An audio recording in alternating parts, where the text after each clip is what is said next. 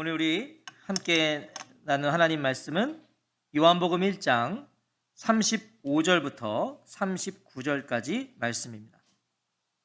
요한복음 1장 35절부터 39절까지 말씀입니다.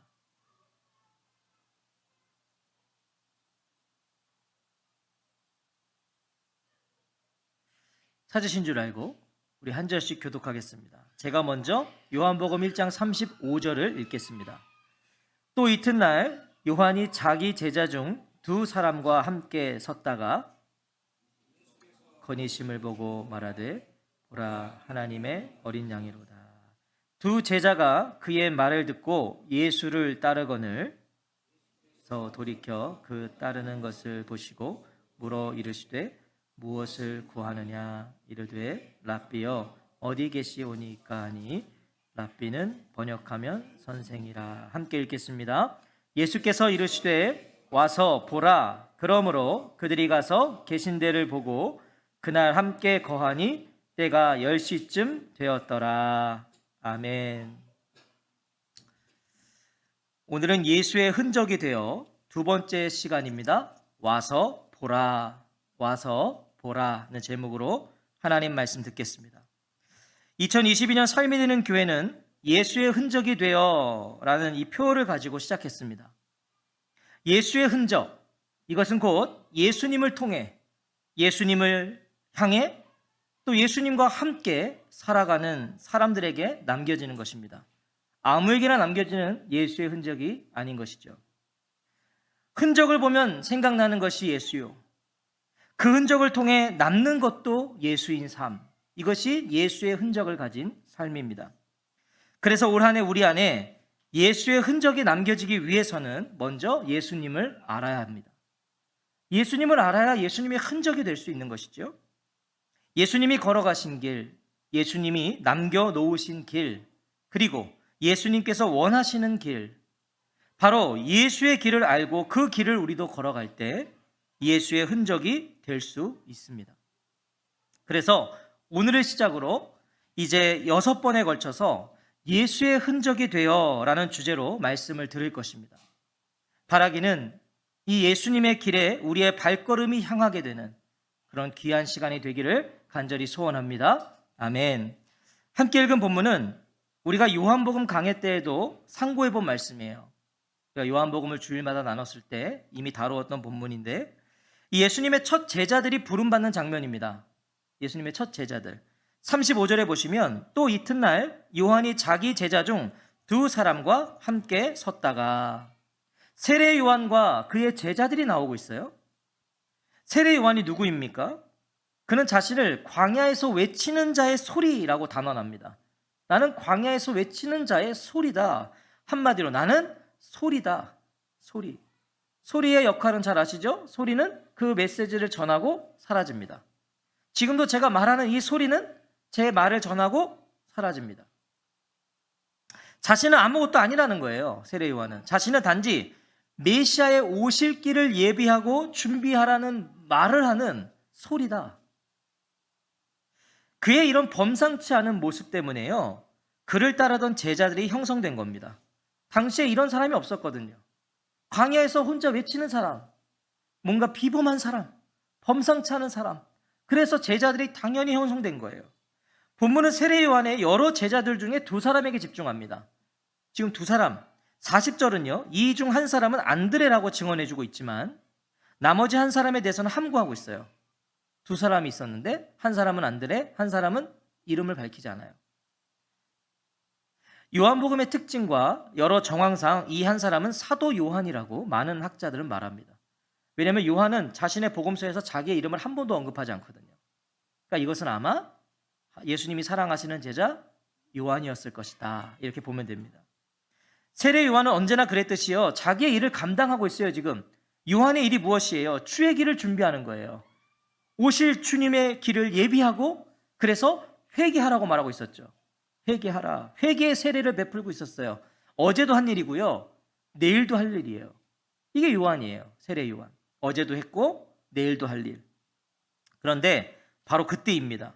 36절이에요. 우리 한번 같이 읽어볼까요? 36절 시작. 예수께서 건의심을 보고 말하되 보라 하나님의 어린 양이로다.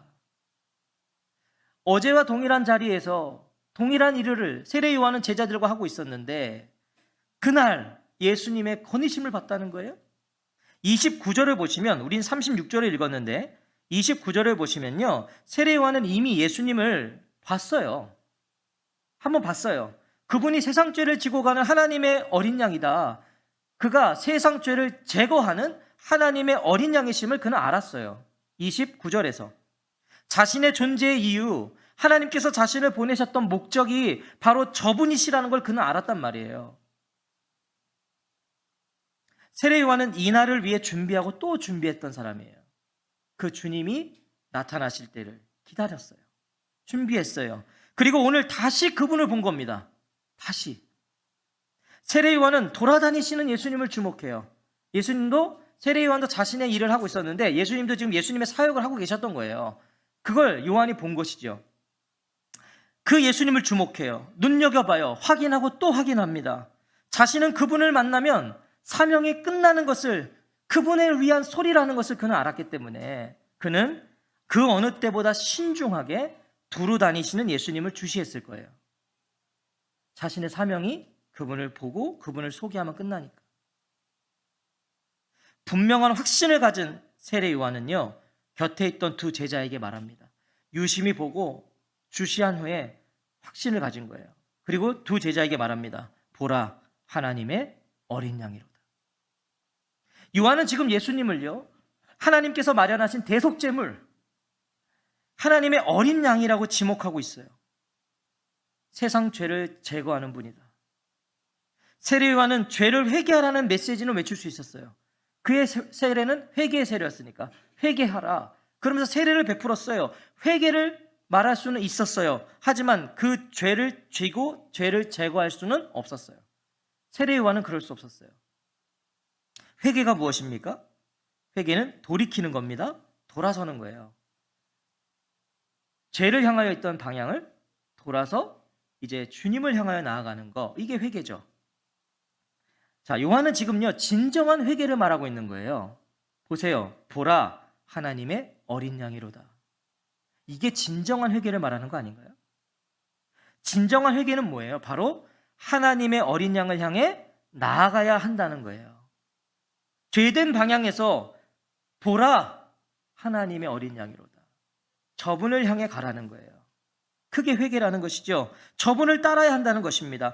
요한은 지금 자신 곁에 있는 두 제자에게 이렇게 말하고 있던 거예요. 저분이다. 내가 지금까지 말하고 또 말해왔던 그 하나님의 어린 양이 바로 저분이다. 저분께로 나아가라. 저분을 따라가라.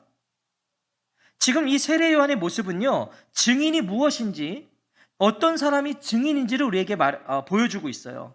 증인이 무엇인가, 누구인가 보십시오. 37절을 보시면 세례 요한의 한마디에 그의 두 제자가 예수님을 따라요. 보라, 하나님의 어린 양이로다. 이 한마디에 예수님을 따라간다고요. 제자들이, 세례 요한의 제자들이. 무엇을 말해주는 거예요? 지금 세례 요한의 보라, 하나님의 어린 양이로다는 말씀은요, 그의 제자들에게는 스승에게 배웠던 유일한 메시지였던 거예요. 유일한 메시지.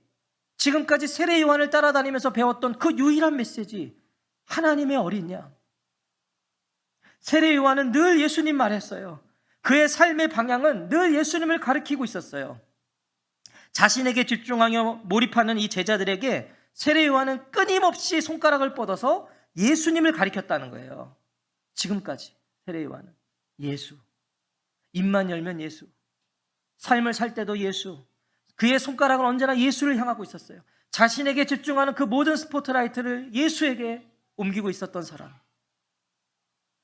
어쩜 보라, 하나님의 어린 양이로다라는 이 말은요, 이 선언은 세례 요한이 자신의 제자들과 오랜 시간 동안 약속되어 온 신호였는지도 몰라요. 내가 이 말을 하면 그가 온 것이다. 내가 이 선언을 하면 지체 없이 그분을 따라가라는 거예요. 35절에서도 세례 요한과 그의 두 제자는 길에 함께 있었다고 그러거든요. 함께 서 있었다고 그래요. 여러분, 이때 뭐 했겠냐고요? 예수님 이야기하고 있었을 거예요. 이 순간에도. 그렇지 않고서는 이런 결과가 나올 수 없는 거잖아요. 늘 그의 입에서는 예수만 들었기 때문에 보라 하나님의 어린 양이라고 말했을 때 이 제자들은 지체 없이 가는 겁니다. 여러분, 이게 증인이에요. 이게 증거예요. 두 제자가 그의 말을 듣고 예수를 따르거늘. 그의 말을 듣고 따라갔다고 그랬어요. 우리는 이것으로 세례 요한의 삶을 유추해 볼 수 있습니다. 여러분, 세례 요한의 삶이요, 굉장한 삶입니다. 요한은 분명 선포만 하는 자가 아니었다는 거예요.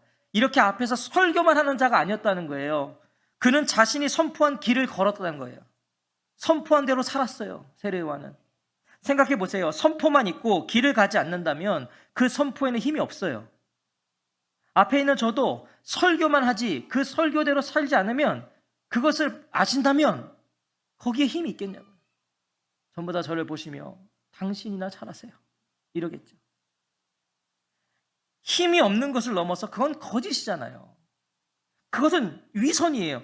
요한의 보라 하나님의 어린 양이로다라는 이 한마디에 두 제자가 예수님을 따를 수 있었다는 것은요, 요한의 선포는 곧 그가 걸어가는 길과 일치했다는 증거예요.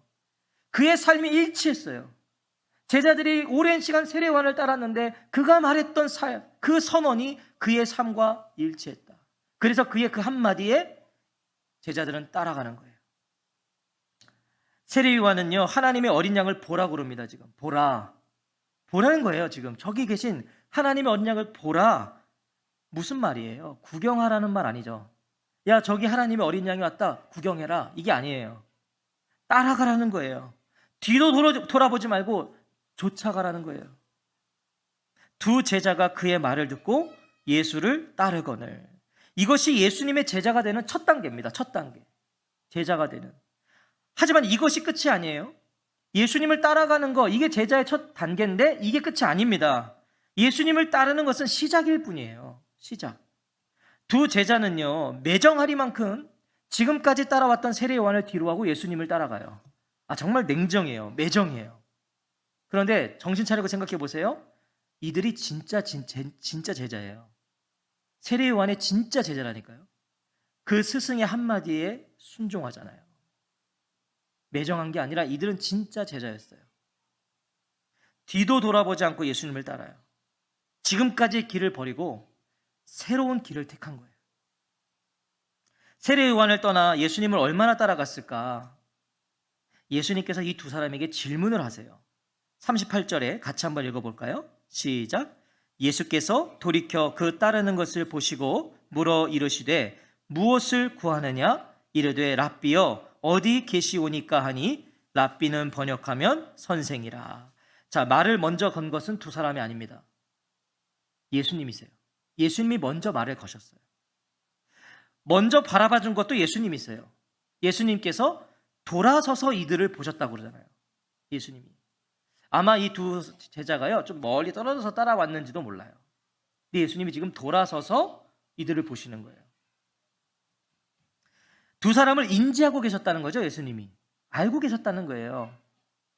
요한은 굳이 기록하지 않아도 되는 표현, 돌이켜 그 따르는 것을 보시고, 이걸 기록해요. 이거 사실 뭐 꼭 굳이 기록 안 해도 되는 거잖아요. 그냥 보셨다고 해도 되는데 돌아서서 보셨다, 먼저 보셨다, 이걸 왜 기록했겠어요? 예수님께서 먼저 자신들에게 관심을 보이셨음을 말하고 싶었던 거 아니겠어요? 이 둘 중에 하나가 요한이잖아요. 지금 요한복음을 기록한 요한은 그거 말하고 싶은 거예요. 예수님이 먼저 자신들에게 관심을 보이셨다. 예수님은 영혼에 관심이 있으시다는 거.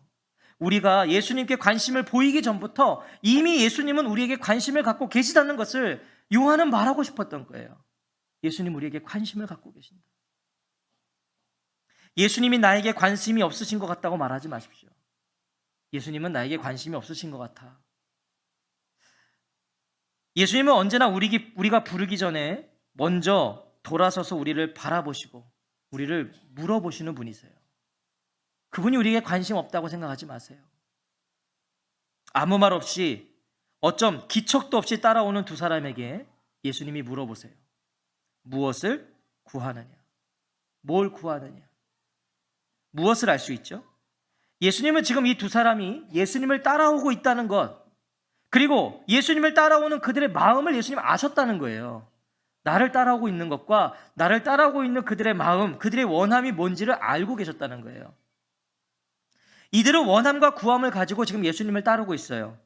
단순히 스승 세례 요한이 따라가라고 해서 따라온 게 아니라는 거예요. 단지 그것 때문에 따라온 게 아니에요. 이들에게 원함이 있었어요. 구함이 있었어요.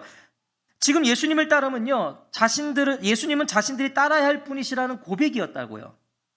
예수님은 우리가 따라야 될 분이다. 이 고백을 가지고 온 게 따라온 거예요. 예수님은 그런 마음과 중심을 아셨기 때문에 물으시는 거예요. 무엇을 구하느냐? 너네 지금 무엇을 구하면서 오고 있지? 그래, 뭘 구하느냐? 너희는 무엇을 찾고 있어? 원하는 것이 무엇이냐? 무엇을 얻으려고 무슨 목적을 가지고 지금 제자가 되려고 하느냐? 물어보시는 겁니다. 불투만이라는 신학자가요, 이런 말을 했어요.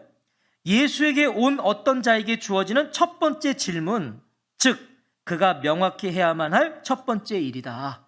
이게 이 질문이에요. 예수님의 무엇을 구하느냐? 이것이 예수님에게 온 자들에게 첫 번째 주어지는 질문이라는 거예요. 뭘 구하냐? 명확히 해야 되는 첫 번째 일이라는 거예요. 왜 따라오는가? 왜 예수를 믿는가? 예수님은 지금 이 두 사람의 조침을 받아주세요. 따라오고 있음을 받아주신 거예요. 뭘 구하냐고 물어봤으니까 인정해 주는 거예요. 지금 이 두 사람을. 그런데 동기가 중요하다는 거예요. 너희들이 지금 나를 따라오는 것 내가 인정한다. 내가 그거 받아준다. 근데 동기가 중요하다. 그래서 무엇을 찾는지, 무엇을 원하는지, 무엇이 목적인지를 물어보시는 거예요. 왜 따라오니? 이것이 예수님을 따르는 그 출발선상에 선 모든 이들에게 던져지는 예수님의 질문이에요. 저와 성도님들이 다 받으셔야 되는 질문이라고요. 뭘 구하고 있는가? 예수님을 따른다고 말하고 예수의 흔적을 소유하기를 원하는 우리가요, 매일매일 우리 자신에게 물어야 될 질문이에요. 나는 오늘 예수를 왜 따르는가? 난 예수를 왜 믿는가? 뭘 구하는가? 매일 물어봐야 돼요. 예배를 드리고 있는 지금 이 순간에도 우리는 우리 자신에게 물어야 돼요. 무엇을 구하느냐? 나는 무엇을 구하고 있는가? 예배를 드리는 이 시간에도 난 뭘 기대하고 있는가? 예수님을 따르는 자들이 반드시 거쳐야 될 질문입니다. 이 질문을 거치지 않고서는 우리는 예수 그리스도를 따를 수가 없는 거예요. 오늘 저와 성도님들이 본문 안에 두 사람이었다면 어떤 대답하셨겠습니까? 오늘 우리가 본문의 두 제자라면 뭘 구하느냐? 라는 이 질문 앞에 뭐라고 대답하셨을 거예요? 아니, 오늘 우리가 이 질문을 예수님께 받는다면 어떤 대답을 하시겠습니까? 오늘 지금 예배드리고 집에 가시는데 갑자기 예수님이 탁 나타나셔서 물어보시는 거예요. 누구누구 집사야, 너 무엇을 구하느냐? 어떤 대답을 하시겠어요? 구할 거 많죠? 많죠. 이 두 사람도요, 분명 마찬가지였을 거예요. 이들에게도 구할 게 많았을 거예요. 그런데 이 두 사람의 대답을 보세요. 랍비여, 어디 계시오니까? 여기서 랍비는 본래 율법 교사를 부르는 존칭이에요. 나의 선생, 나의 주라는 의미입니다. 무엇을 구하느냐? 뭘 원하느냐? 뭘 찾느냐? 이 예수님의 질문에 이들은 이렇게 질문으로 답해요. 질문으로 답해요. 어디 계시오니까? 이건 한마디로 어디에 묵고 계시냐는 거예요. 어디 사시냐는 거예요. 예수님 어디 사세요? 사시는 곳이 어디십니까? 사시는 곳을 보고 싶다는 거예요, 지금. 이 두 사람은 무엇을 구하느냐는 예수님의 물음에 주님을 따르고 싶다든지, 자신의 죄의 짐을 좀 져달라든지, 하나님의 뜻을 가르쳐 달라든지 이런 요청을 하지 않아요. 예수님, 저희들을 좀 제자 삼아 주십시오. 주님 따르고 싶습니다. 뭐 이런 요청을 하는 게 아니라, 하나님의 뜻을 가르쳐 달라고 요청하는 것이 아니라 그저 어디에 계시냐고 물어요. 무슨 의미입니까? 어디 계신지, 어디 살고 계신지를 알고 싶은 거는 곧 함께 있고 싶다는 말이죠. 함께 있겠다는 거잖아요. 어디 살아? 여러분, 사랑하는 남녀가 데이트를 할 때 어디 사는지 물어보는 이유는 그거 다 알고 싶은 거잖아요. 지금 더군다나 여기서는 이제 자신들이 따라야 될 분에게 어디 사십니까? 라고 물었을 때는 그곳에 가서 제가 함께 있고 싶습니다. 이 말이에요. 같이 있고 싶다는 겁니다. 이런 두 사람에게 예수님은 말씀하세요. 39절 같이 한번 읽겠습니다. 시작. 예수께서 이르시되 와서 보라. 그러므로 그들이 가서 계신 데를 보고 그날 함께 거하니 때가 10시쯤 되었더라. 어디 사시느냐는 질문에 예수님은요, 너무 단순하고 쉽고 편하게 답해 주세요. 어디 사냐고? 와서 보라. 여러분, 이것보다 단순하고 편한 답이 어디 있습니까? 난 어디서 어떻게 산다 라고 얘기하지 않으셨어요. 나 어디 사냐고? 나는 저기 어디쯤에 어디 이렇게 살고 있어. 이렇게 얘기하지 않으세요. 와서 보라고 하세요. 와서 봐라. 알고 싶으면 이렇게 해라. 뭐 이런 요구가 없으세요. 조건이 없어요. 궁금하니? 와서 보라. 무엇이죠? 와서 보라는 건 뭐예요? 초대하시는 거예요. 초대. 조건이 없어요. 그들을 예수님이 계신 곳, 사시는 곳, 그 머무시는 곳에 초청하세요. 아무 조건도, 아무 자격도 없어요. 와서 보라. 여기서 와서는요, 현재 명령형입니다. 이거 명령이자 허락이에요, 허락. 오라는 거예요. 오라는 거예요. 이 두 사람은 허락하고 계세요, 예수님이. 예수님은 자신을 찾는 자들을 허락하세요. 오늘 예수님을 찾는 분들, 예수님이 허락하신대요. 찾으래요. 허락하시겠대요. 환영하세요. 예수님 거절하지 않으세요. 예수님, 저는 이래요. 저는 이래요. 이런 상황이에요. 이런 모습이에요. 아니, 상관없어요. 예수님은 와서 보라. 환영하세요. 오라고 하세요. 이따 나중에 오라고도 안 하세요. 내가 좀 형편이 낮으면 갈게요. 아니요. 예수님은 지금 곧 오래요. 지금 가서 보세요. 와서 직접 뭐 하라고 하세요? 보라 그러세요. 와서 봐라. 지금까지 세례 요한의 말을 들었던 제자들, 너희들이 지금까지 세례 요한의 말을 들었으면 이제는 니들이 직접 보라는 거예요. 여기서 보라는 것은요, 미래형입니다. 또 미래형. 뭐예요? 오면 예수님이 계시는 곳, 예수님이 머무시는 곳, 예수님이 사시는 곳을 보게 될 거고, 계속해서 그걸 발견하게 될 거고, 또 영원히 보게 될 것이라는 말이에요. 미래형이잖아요. 오면 보게 될 거야. 그리고 계속 볼 거야. 그리고 영원히 볼 거야. 영원히 볼 거야. 무엇입니까? 영원히 예수님이 계신 그곳, 예수님께서 머물고 사시는 그곳을 함께 살게 될 거야. 영원히 살게 될 거야. 사실 이것은 영생으로 지금 초대하시는 거예요. 와서 봐라.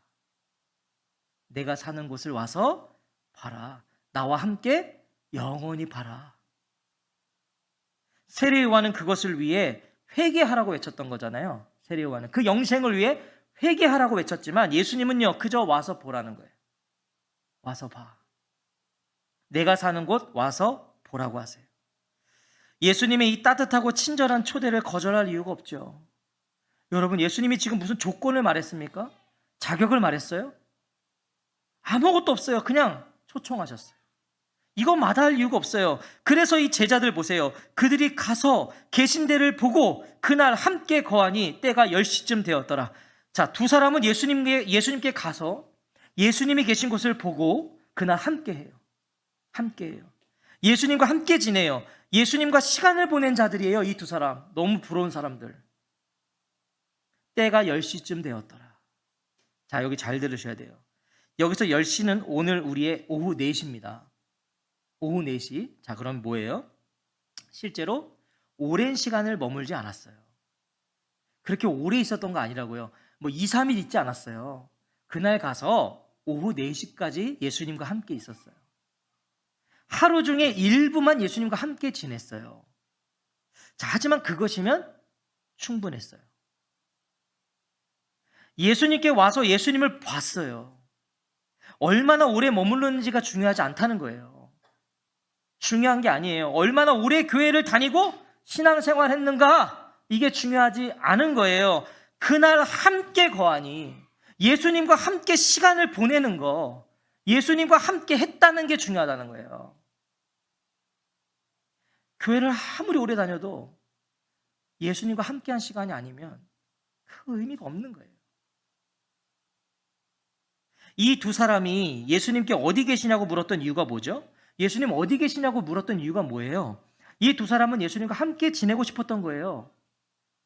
그게 단지 30분이라도, 그게 1시간일지라도 우리 예수님과 함께 지내고 싶은 거예요. 그래서 어디 사시냐고 물었어요. 친밀한 교제 원했어요. 예수님과 함께하는 것이, 그것이 두 사람이 구하고 찾고 원했던 거예요.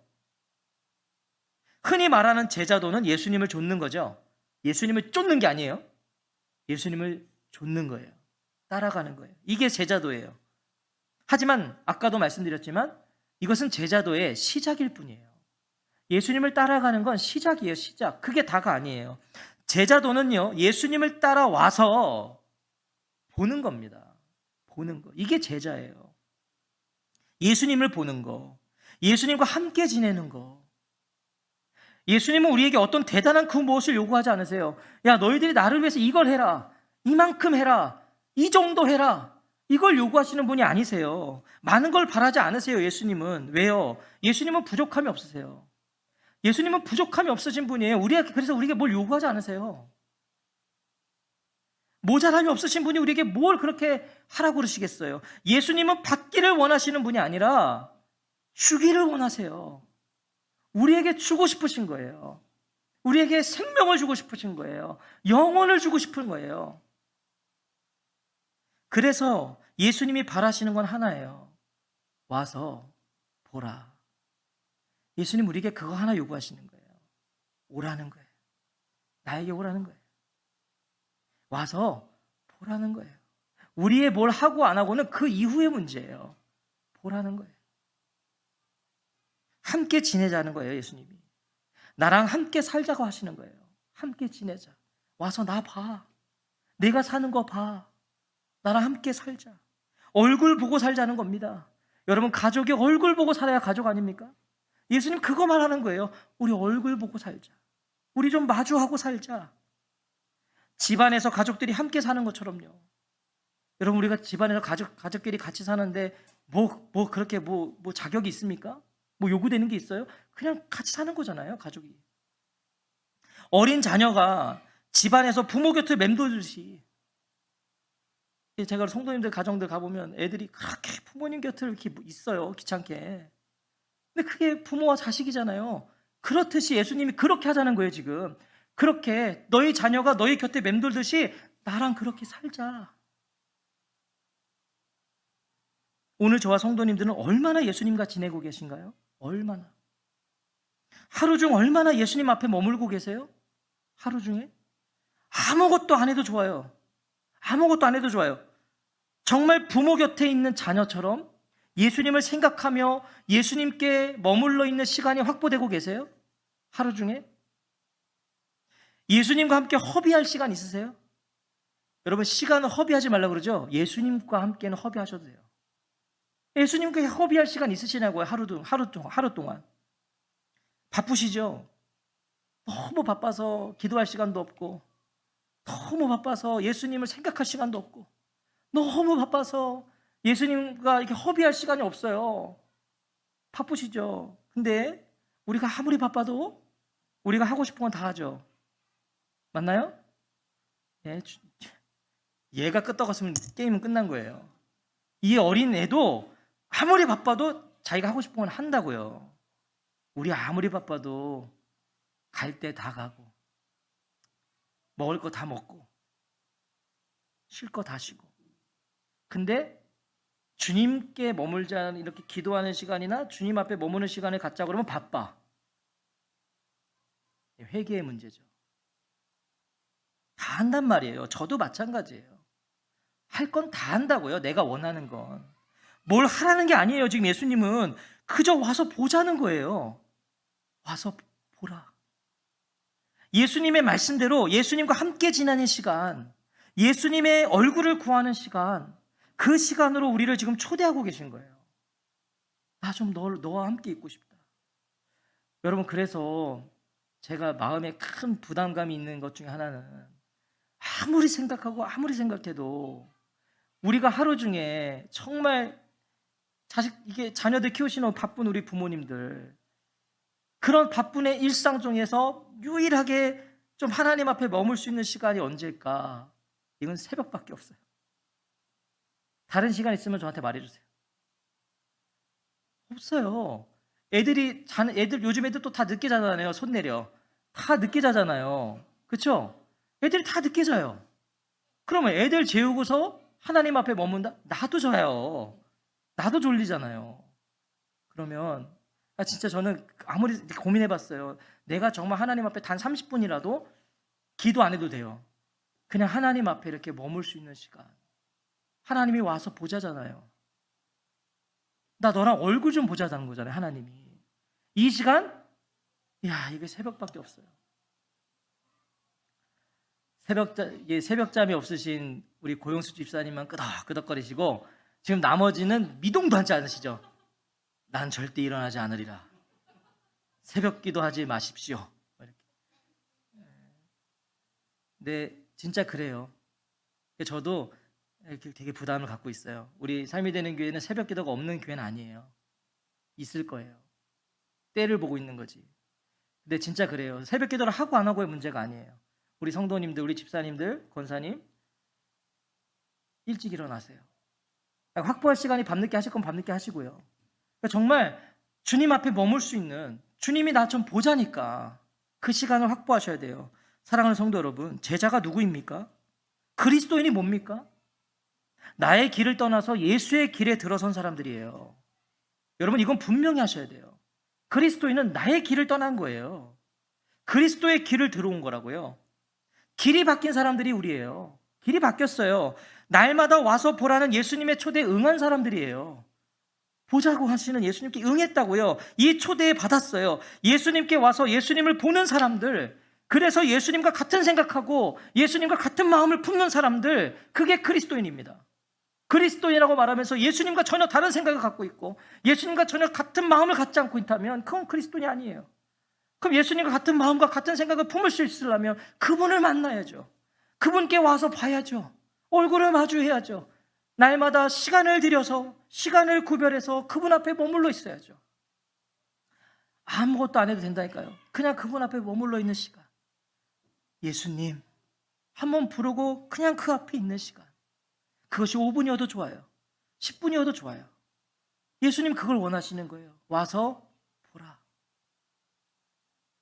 와서 보라는 예수님의 초대에 날마다 응하는 제자들의 삶. 그것이 예수의 흔적이 되는 시작이에요. 시작. 여러분, 예수님 앞에 머물지 않는데 어떻게 예수의 흔적을 갖습니까? 그 시작은 예수님 앞에 있는 거예요. 와서 보라. 아침에 눈을 떴을 때, 일상 가운데 잠시라도 시간이 났을 때, 밤에 잠을 청하기 전에, 아니 너무 분주한 그때에도, 바쁘게 이동하는 차 안에서라도 와서 보라는 예수님의 초대를, 얼굴 좀 보자는, 잠시 시간을 갖자는 예수님의 초대를 외면하지 않는, 그래서 일상이 예수의 흔적이 되는 저와 성도님들이 되시기를 주의 이름으로 축원합니다. 여러분 꼭 기억하세요. 이번 한 주라도 와서 보라. 이것만 담고 가시면 되잖아. 와서 보라.